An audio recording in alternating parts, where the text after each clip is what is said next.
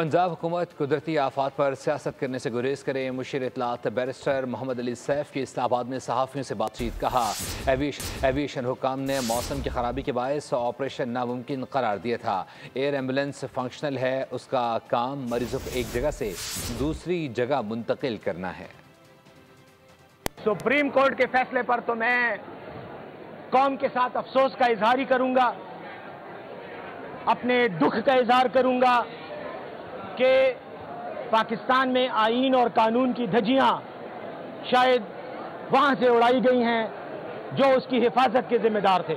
जहां तक इस वाक़े का ताल्लुक है, ये एक इंतहाई अलमनाक और अफसोसनाक वाक़या है और इस पर अफसोस का इजहार मैं इसलिए करूंगा कि यकीनन इसमें इंसानी जानें ज़ाया हुई हैं। मेरे ख्याल में उनको शायद अपना सूबा नज़र नहीं आ रहा, उनको भी मुरद इल्ज़ाम और एहतसाब के कटेन में लाना चाहिए। बाकी यह है कि हमने अपनी तरफ से जो भी कार्रवाई कानूनी मुमकिन है जिम्मेदारों के खिलाफ वो हम कर रहे हैं और इंशाअल्लाह तमाम जिम्मेदारों को कैफर किरदार तक पहुंचाएंगे। सब्सक्राइब करें और बेल दबाएं ताकि कोई खबर रह न जाए।